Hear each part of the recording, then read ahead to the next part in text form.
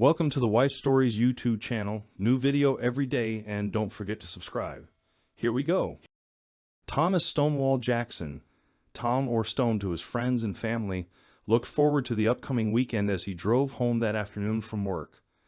Monday was Memorial Day, but he and Janice, his wife of 5 years, had been invited to spend a 4-day weekend at the country estate of her boss, Darren Hansen, a senior partner with the Remington Law Group where Janice worked as a paralegal. Stone already had Monday off, so he took a vacation day to cover Friday. His boss, who also happened to be his father, was kind enough to let him go early on Thursday so he could get packed and hit the road. The drive to Darren's estate would easily take 3 hours. Given freeway traffic and the nature of the narrow, winding roads leading to Darren's estate, he had high hopes for the weekend. Things had been a little rough with Janice over the last 2 months. She had become somewhat moody, snapping at him for no apparent reason and neglecting intimacy. What had been a 3 or 4 night-a-week enthusiastic thing had dropped to maybe a grudging once every other week, just to get it over with. As a concerned and loving husband, Stone reached out to Janice, hoping to help her overcome whatever bothered her, but she would simply shrug him off, telling him she would deal with it herself. Worse yet, Janice constantly rebuffed his efforts to initiate intimacy or any physical contact. She now frequently recoiled from him when he tried to hold her in his arms or comfort her. The situation was becoming increasingly unbearable for him, and he wondered if she was having an affair. Then she told him they had been invited to her boss's country estate for the weekend to celebrate her promotion. Promotion? Tom asked, confused. You never said anything about a promotion. How long has this been in the works? A couple of months now, Janice told him. I'm sorry I should have told you before. Is that why you've been so short with me lately? I guess so. I'm sorry, sweetheart. I didn't mean to be such a softened term to you. I've had a lot on my mind lately, she replied contritely.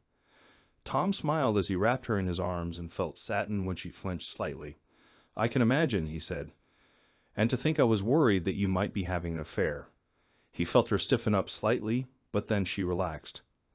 Of course not, Janice said. I would never do something like that to you. He heard the words, but something in her tone didn't sound convincing. I'm glad to hear that. Tom forced himself to respond through his growing uneasiness. Because, that's the one thing I simply wouldn't tolerate. I know, Janice said quietly. So do you think you can get off the Friday before for days in the country? It would do us both a lot of good. Sure, I have plenty of vacation time. We can leave Thursday after I get off work if you want.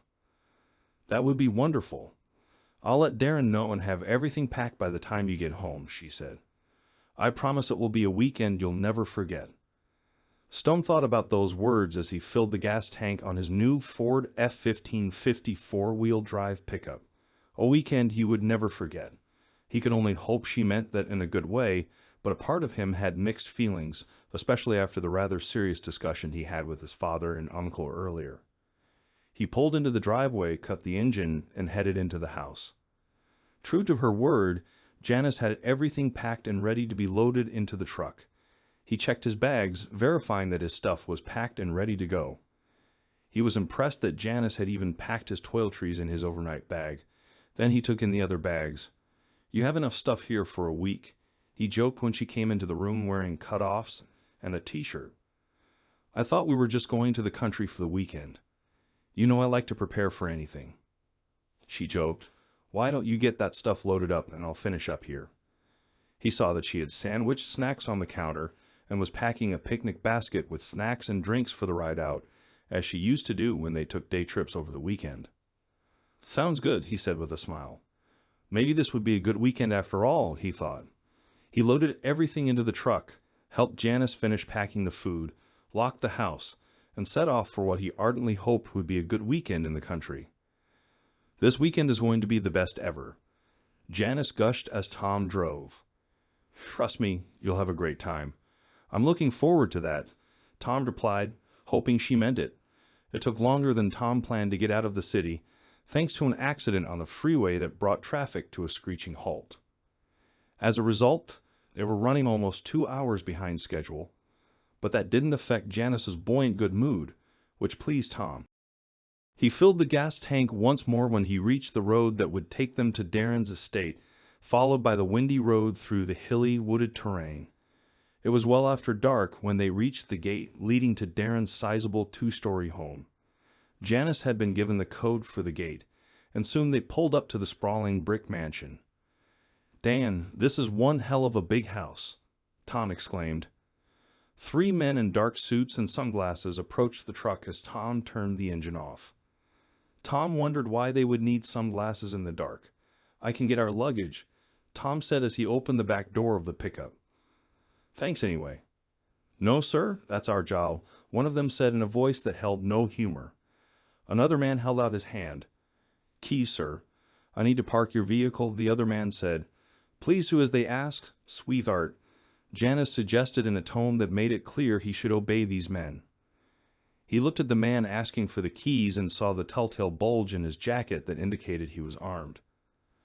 "Sure," Tom said darkly, handing his keys to the second man as the other 2 men grabbed their luggage unceremoniously and stalked off into the gloom without a word. "Thank you," the man said mechanically. Tom watched as the men easily carried the heavy bags up the steps. "Are you coming?" Janice asked. "Yes, sure." Tom followed Janice and the 2 men up the stairs, wondering why they would need to be armed. Something about this just didn't seem right. "Ah, there you are. I trust you had a safe trip." A tall man with dark curly hair boomed as they entered. Tom recognized the man as Darren Hansen.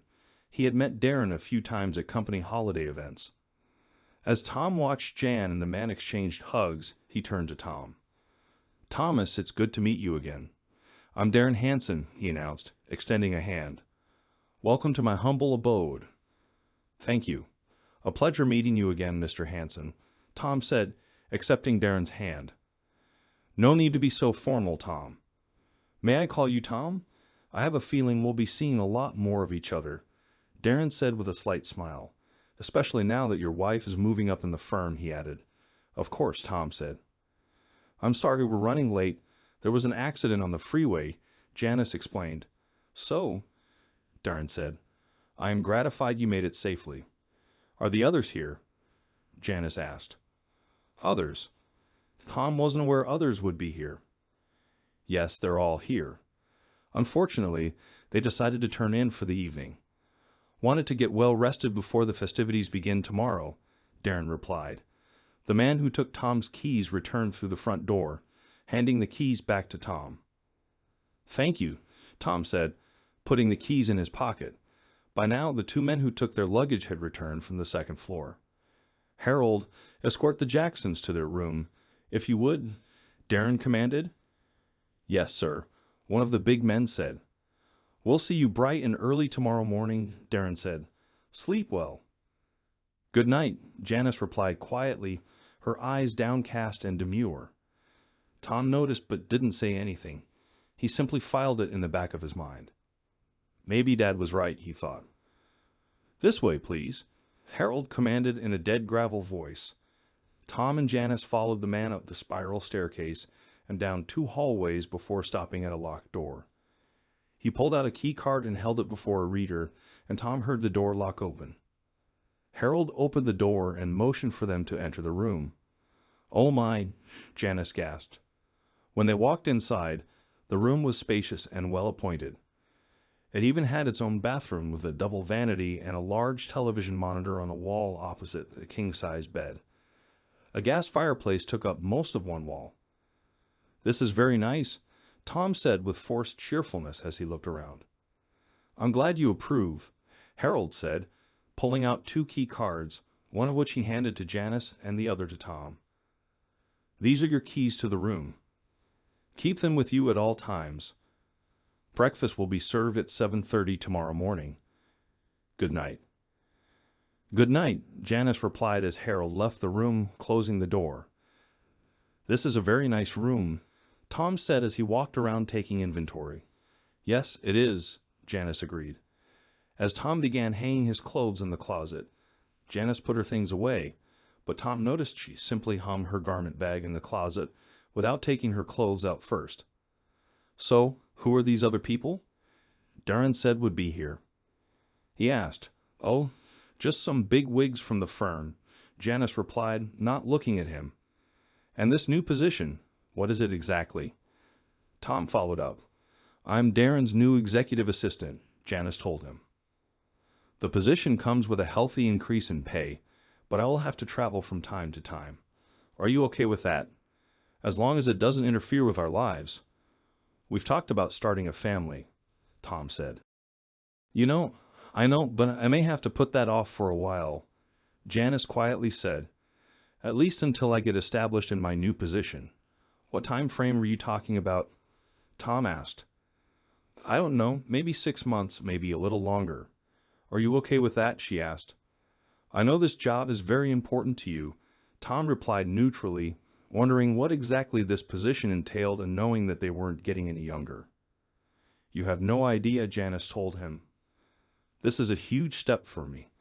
All I'm asking is for some time and a little patience." "Fair enough," Tom said, taking his wife in his arms. "You know I'm very proud of you." "Don't you really?" Janice asked in a small voice. "Of course," he responded, kissing her face.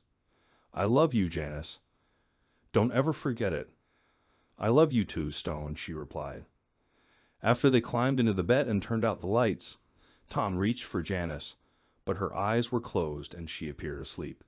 He sighed, as this had been her pattern for the last 2 months. He turned on his side and fell asleep, frustrated. The sky was a clear, deep blue with not so much as the hint of a cloud. The sun was high, and a slight breeze blew from the south. Suddenly, the sky grew dark and filled up with large, menacing clouds. The slight breeze became a brisk wind that grew in intensity with each passing moment. A deep rumble could be heard as the sky grew darker, and the clouds gathered. A brief flash of lightning could be seen in the distance. As the storm clouds grew and the wind intensified, a sudden flash of lightning struck the ground close to his feet. When he looked down, he saw a beating heart pumping blood onto the ground. Tom had seen this dream many times except for the beating heart. Each time he experienced it, someone he knew died within the following 72 hours. The last time was 3 years ago. 2 days later, his older brother Andrew was hit by a drunk driver and killed instantly. A year before that, his mother suffered a stroke just 12 hours after his dream and died 24 hours later, never regaining consciousness. Tom sat up in bed, sweat pouring off his body. He looked at the digital clock on his nightstand and saw it was 4:15 a.m., although it was extremely early morning. Tom knew he had to contact his father. Grabbing his phone from the nightstand, Tom noticed he had no service. He got out of bed carefully so as not to awaken Janice. He donned his trousers and t-shirt, then slipped on his shoes. Grabbing his key card, he opened the door to see one of Darren's armed security men at a small desk in the hallway. The man in the dark suit and glasses looked up when Tom opened the door. "Is there a problem, Mr. Jackson?" the large man asked. "I need to use a phone, and there's no cell service here," Tom said. "Who do you intend to call?" "I need to call my father. It's important," Tom told him. "This way, sir," the man said as he stood. Tom followed him to a smaller room off the hallway. "You can use that phone," he added, pointing to a phone on a small table beside a chair. "Just dial for an outside line first." "Thank you," Tom said as he sat in a chair. He began dialing his father's number and saw the man standing in the doorway. "Can I have some privacy, please?" "Of course," the guard said, turning from the door. Tom couldn't believe the nerve of the man and why he was armed. He finished dialing the number and waited. His father answered after the third ring. "Hello," his father asked. "Who is this?" "Tom. Can you tell?" The older man had just been woken up. "Hi, Dad, it's me, Tom. Sorry for calling so early in the morning. I just wanted to make sure you were all right. I was in the middle of a very vivid dream remembering your mother, but I'm okay." "Tom, did you have another one of your dreams?" "Yeah," Tom said quietly. He could hear the other man sigh on the other end. "Same as you had before." "Andrew's accident?" his father asked. "Exactly the same," Tom said. "I see. Thanks for letting me know, son. I'm doing okay, but I'll keep a sharp eye out. Why don't you get back to sleep? Okay, I will, Dad. I just wanted to let you know. Tom told him, I appreciate that, son. I'm fine, though. I promise you're stuck with me for a while yet. His father promised, remember what I said and watch your back. They ended the call, and Tom walked back to his room. Everything okay? The guard asked. Yeah, everything is fine, Tom said before opening the door to his room. He undressed and climbed back into the bed, and Janice groaned as she rolled over to face him. Where did you go? Is everything okay? She asked groggily. Yes, everything is just fine. I had to call Dad, Tom said. Oh, she groaned before rolling back onto her side from her breathing. Tom could tell she had gone back to sleep. He closed his eyes, but sleep eluded him for another hour as he kept thinking about the disturbing dream. Tom rolled out of bed at 6:00 a.m. and went to the bathroom to do his morning routine. Afterwards, he took a quick shower, then changed into a clean pair of jeans and a polo shirt. Janice followed him into the bathroom after opening the blinds. Standing at the nightstand, Tom gathered his watch and wallet and looked out the window. He noticed the wrought iron bars attached to the outside of the window and wondered why they were there. There was no landing, and the concrete pad of the driveway had to be at least 25 feet down. Looking outside, Tom saw a helicopter sitting on a pad at least 50 yards from the house. He hadn't seen it before, but it was dark when they arrived the previous night. He also noticed guards carrying what looked like AR-style rifles slung over their shoulders. Tom couldn't help but wonder, was Darren expecting trouble? Are you ready for breakfast, sweetheart? Janice asked as she came out of the bathroom. Ready as I'll ever be, Tom said as he snapped his wristwatch. What happened last night? She asked. Another dream, Tom said. You mean like before your brother was killed? Yeah, exactly the same. I called Dad to make sure he was okay. How is he? She asked. Fine. I caught him in the middle of a dream, Tom replied. I'll bet. Janice snickered in a way he found vaguely disturbing as she finished dressing. Come on, let's go downstairs and get some breakfast. I'm famished. Don't forget your walking stick, she reminded Tom. The walking stick was a present from his father given to Tom after he was discharged from the hospital years earlier during his service in the Marines. He was in a vehicle that got hit by an enemy RPG. 2 other Marines in the vehicle were killed instantly, while Tom and another Marine escaped, although severely wounded. The 2 Marines managed to take cover and defend themselves until help arrived. Tom spent months in surgery and rehab and was eventually given a medical discharge. Fortunately, the doctors saved Tom's leg, but had to replace his left hip. The rehab helped Tom learn to walk again, and the walking stick helped considerably. Although he could get around fine now, he still experienced pain after extensive walking, so he continued to use his father's gift. They arrived at Darren's table to find 3 other men and a woman waiting for them. Tom had briefly met the men before and knew they were executives with Darren's law firm, although he couldn't remember their names. He had never seen nor met the woman before. Everyone, I'd like to introduce my husband, Thomas Stonewall Jackson, Janice announced. Stonewall, huh? That's a rather unusual name, observed Glenn Oldman, one of the firm's executives. My parents were big on the Grand Ole Opera back in the day, so they named me after a favorite country singer from the 50s and 60s, Tom replied. Dad used to joke it was either that or Michael Stonewall Jackson. Yeah, I seem to recall that name, Glenn replied with a smile. He died about 10 years ago, didn't he? That's what I heard, Tom replied. The woman smiled as Tom accepted her hand. It's good to finally meet you, Mr. Jackson. I've heard a lot about you. I'm Eve Carson, she said. Pleasure to meet you, Miss Carson. Please call me Tom. I hope you've heard at least a few good things. So what do you do for the firm? I'm in charge of training and recruiting. And please feel free to call me Eve. I have heard a lot of good things, and I have a feeling we'll be spending a lot of time together this weekend. Oh, Tom asked. Why is that? With Janice's new position, there is going to be a lot of changes in your life, Darren stated. Before Eve could respond, she said, Here to help you adjust. Adjust? Adjust to my wife's promotion, Tom asked, more than a little concerned. He looked at Janice for an explanation, but none was forthcoming. "It's complicated," Darren stated bluntly. "Let's eat breakfast first, shall we? Maybe we can get to know each other a little before we get into the meat of things." They sat down as Darren's employees wheeled carts into the room, placing dishes in front of everyone piled with eggs, bacon, toast, and fruit. Another employee walked around the table pouring coffee into their cups. Tom also took stock of the armed security men who took stations on either side of the door. "So, Tom, why don't you tell us a little about yourself?" Rick Harmon, another executive, asked. "Janice says you were some kind of soldier or something." Tom glanced at Janice before answering. He had told her a little about his service, but it went over her head. As far as she's concerned, everyone who wore a green uniform was in the army. "I was in the military, but I was never a soldier," Tom replied before taking a bite of his scrambled eggs, which he found delicious.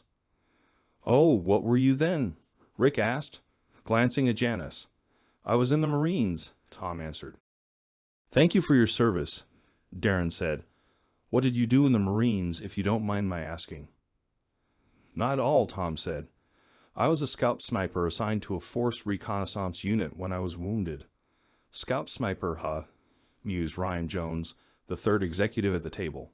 "So basically, you killed pigs, right?" Tom saw the glances between the other executives and the security men before replying, "I suppose that's one way of putting it." The glances became expressions of concern, and Tom wondered what was happening here. 32 enemy soldiers didn't finish their missions, he added lightly, but in a tone like a rattlesnake giving a fair warning. "I haven't had to kill anyone in several years, though," the military part of his mind chided himself. "Had I betrayed my position or warned them off?" "Interesting. You never told us this," Janice said. Darren said with a slight tightness in his voice, looking at Tom's wife, who flushed slightly. "It's not Janice's fault," Tom said before Janice could speak. "I never told her exactly what I did in the service, partly because some of it is still classified and partly because that's a period of my life I'd much rather forget. But now you're an accountant, is that right?" Rick asked hurriedly, breaking in to divert the tension that had suddenly rolled over the table like an overcast day. "Yes, I was discharged after my rehab and went to college to finish my business degree. That's where I met Janice. I'm now a forensic accountant working for my father." "What does your father do?" Glenn asked. "He runs Jackson Specialty Investigations. We work primarily for corporations," Tom said. "I've heard of them," Rick said thoughtfully. "They do good work from what I've heard." They finished their breakfast, engaging mostly in small talk, but that didn't help Tom, who had a very uncomfortable feeling about all of this. He had learned to pay close attention to his instincts on the battlefield, as they had kept him alive more than once. "Well, it looks like a beautiful day outside," Eve said. "Why don't you take Tom for a tour around the property while we go out back?" Darren asked. "Of course," Eve replied. Tom looked at Janice and tried to gauge her thoughts, but couldn't. She had an expression he would hate to play poker against. "Go ahead, sweetheart. It'll be okay," she said encouragingly, but a little stiffly. "Yeah, okay," Tom said. He was uncomfortable with the situation, but felt he couldn't do much now, so he acquiesced to Darren and Janice's intel and recon. Recon and intel, he told himself, grabbing his walking stick. He looked at Eve. "Are you ready?" Tom asked. She asked with a brightness he knew was phony. "Sure," Tom replied, hoping the churning in his gut would settle down. "After you?" Janice put a hand on his arm before he left. He stopped and looked at her. "Just remember that I love you," she whispered. "I love you too," Tom said. He leaned in to kiss her, but she turned her head, shocked and humiliated. Tom backed off and walked away without saying anything until he and Eve were far from the main house. Tom couldn't help but notice the heavily armed security men not far away from them with Eve's back to him. Tom pulled his phone out and activated the voice record app, while observing that he somehow had 2 bars. A weak signal, but enough to make a call. Then he replaced it in his pocket. "It's so beautiful out here," Eve finally said to break the ice. "Yeah, Tom replied in a non-committal tone. They reached a wooden park bench overlooking a small pond and stopped. Tom followed her lead. "What's going on here?" he asked. "You're a smart man, Tom. Why don't you figure it out?" she asked in response. "I've got an idea, but it's too horrifying to contemplate," Tom answered. "Why don't you just come clean and tell me?" "All right," Eve began. "As you know, Janice has been picked to be Darren's next executive assistant." "Eve," Tom asked, shocked. "Yes, there is more," Eve said. "Your life is about to change, Tom. Whether it's for the better will depend on how you react. You know Janice loves you, don't you? I've heard her say so, but frankly, I'm having a hard time believing it right now. Trust me, she does love you, and she wants the best for the two of you. That's why she's willing to do whatever is necessary to guarantee your future," Eve lectured. "You support your wife in her career goals, don't you?" "Of course, I always have," Tom said. He felt like he had one night, years ago, worming his way slowly across the ground, probing the sand for mines under a high-tech heat-dispersing cape. "I'm glad to hear you say that. Then you should understand that the next year or two will only be a minor blip, a bump in the road of a long, happy marriage. A year or two," she mentioned 6 months. "Why are you saying that? What's going to happen over the next 2 years?" Tom asked pointedly. "And what exactly is your role in all of this?" "I'll get to that. My role is to prepare you for what will happen and to make sure you fully understand and embrace Darren's expectations for you and your wife." "Why should I care about Darren's expectations of me? I don't answer to him, and he doesn't sign my paycheck," Tom snarled. "Is patience growing thin?" "No, he doesn't, but he does sign hers, and your acquiescence will go a long way toward making Janice's job easier," Eve explained. "Acquiescence? What the hell are you talking about? I'm sure you've noticed that Darren is what most people would call an alpha male," Eve stated as though it was as obvious as a giant flashing red neon sign. "In other words, he's a self-absorbed, narcissistic a whole." Tom growled. Eve chuckled at that, the first genuine sound she had made and the first he believed. Let's just say he expects people to fall in line, do as they're expected. That includes Janice and, by extension, you. In other words, he wants to take advantage of my wife and expects me to just accept it. Isn't that what you're telling me?" His temperature was rising, but, for now, firmly controlled, he responded. "I wouldn't quite use that terminology, but essentially, yes. In fact, they've already been intimate several times," Eve said, noticing the pain on Tom's face. "And you know this how?" Tom asked. "I was there," Tom responded. "I recorded it," Eve said in an even tone as though recording two people having a private moment was the most natural thing one could do. "Would you like to see some of the video?" "You're kidding, right?" "Not at all, Tom." "Here, take a look. You might find it interesting," Eve said, handing Tom her phone. He looked at the short video clip of Janice and Darren interacting aggressively. "It is interesting. Mind if I keep a copy?" Tom asked. "It would come in handy for his divorce, I thought." "Not at all. I saved that clip especially for you," Eve replied, using the phone's Bluetooth capability. Tom saved a copy to his phone. "Tell me something, Tom. How has your love life been lately? Not that it's any of your business, but it's been practically non-existent for the last couple of months." "Why?" "Actually, it is my business. The reason is simple. Darren instructed Janice to cut you off most of the time. He's quite possessive of his property," Eve stated. "What?" "And she just went along with it," Tom growled between clenched teeth.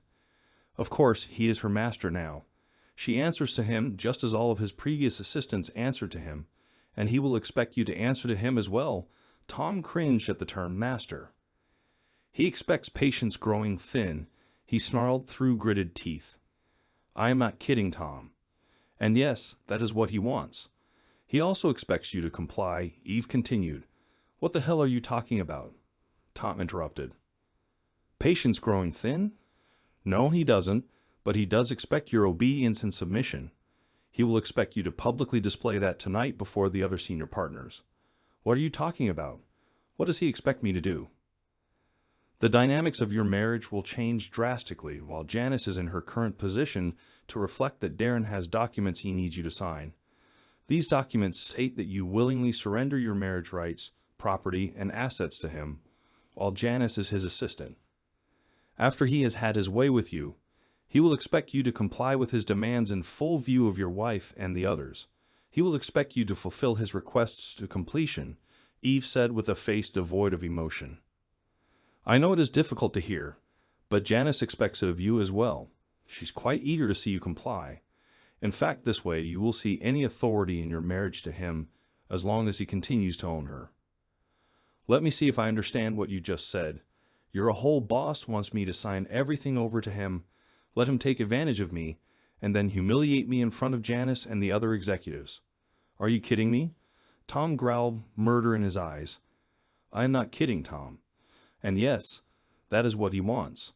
He also expects you to comply, Eve said. You can tell a lot if he makes a move on me. I'll do everything I can to make sure it'll be the last thing he ever does.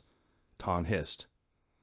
I understand you're angry, Tom, and you have every right to be, but you would benefit in the end in more ways than one. But there's more.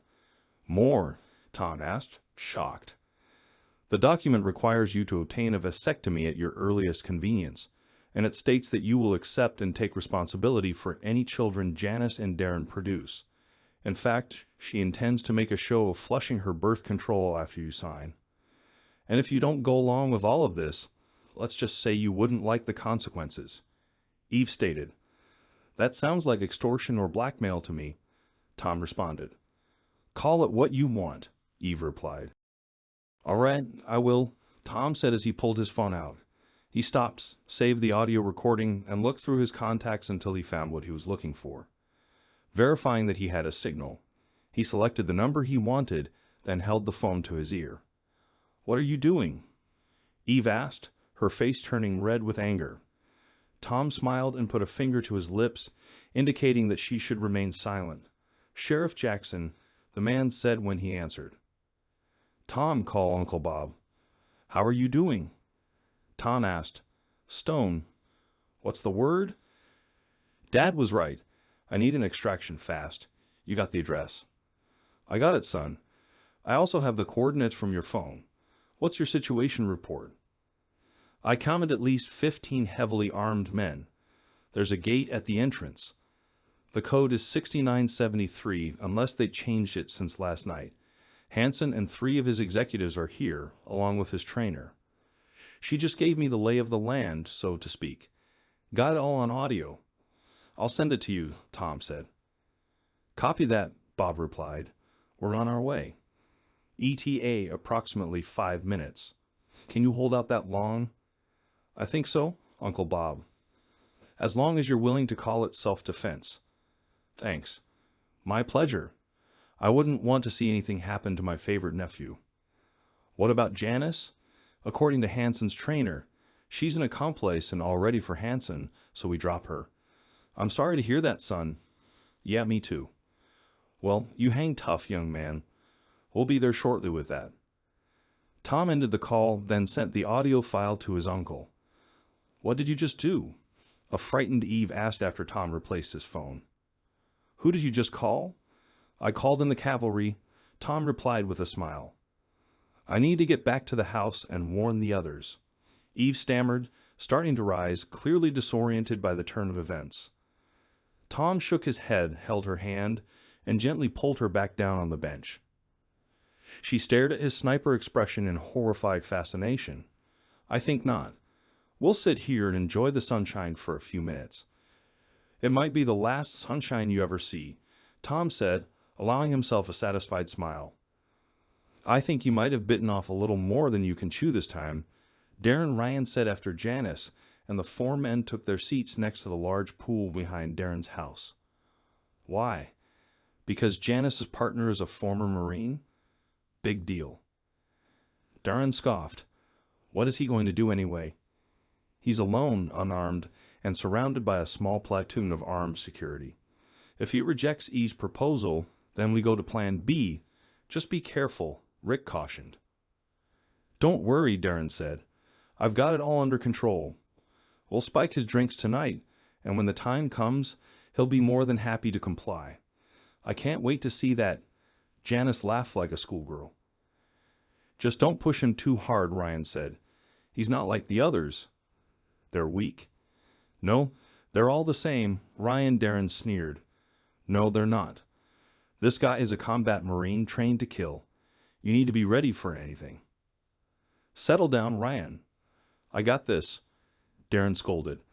"But I am curious about something. Why didn't you know about your husband's service?" he asked Janice. "Well, it's like Tom said. He never told me any details," Janice replied. "All he would say is that he was in the military. It doesn't matter." Darren snorted. "He's going down tonight, and your career will take off." "What if he files for divorce?" Janice asked. "Then I'll ruin him the same way I did the others. He'll end up in prison for misconduct and other charges or worse." "Don't worry, dear. I'll take care of him." "What was that sound?"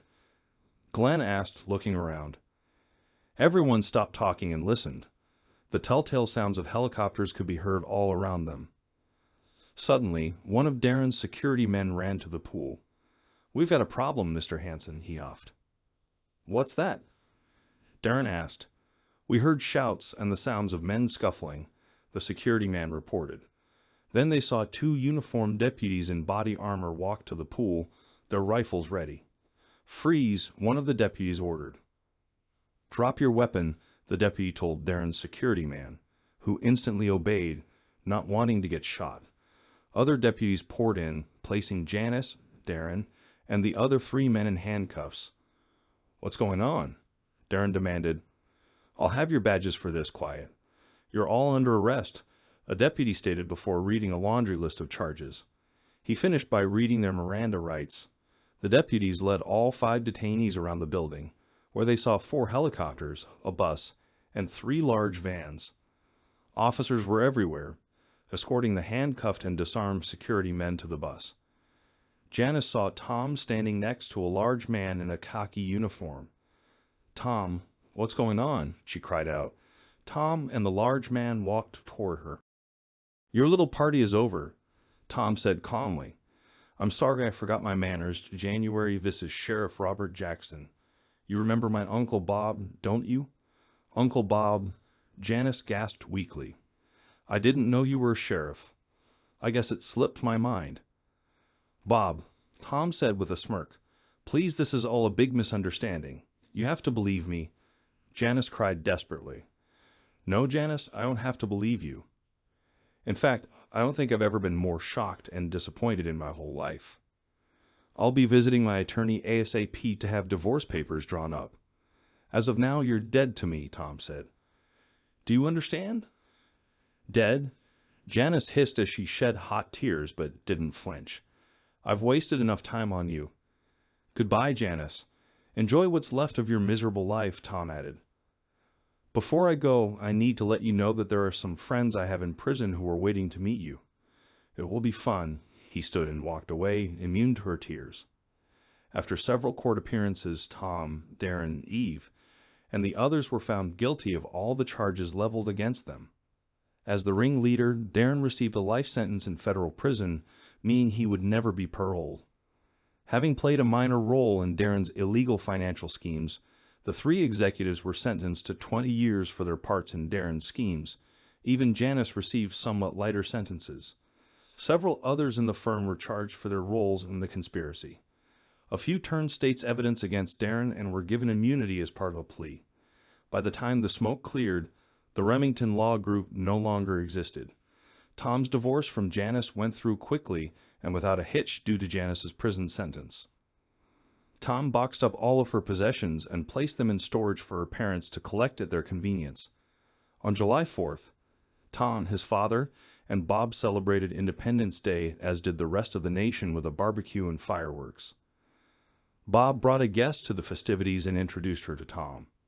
He was instantly taken by the attractive, shapely brown-eyed brunette in front of him and had a difficult time not staring at her well-toned legs set off by a pair of short denim cutoffs. "Son, this is Marcia Simmons. She just moved here from Dallas and started up with me a couple of weeks ago." You're a deputy? Tom asked. Sure am, Marcia said with a confident smile that lit her face. She's also a former Marine, Bob said. An MP like your dad. Mara, my nephew here was also in the Corps. A sniper with Force Recon, Bob added.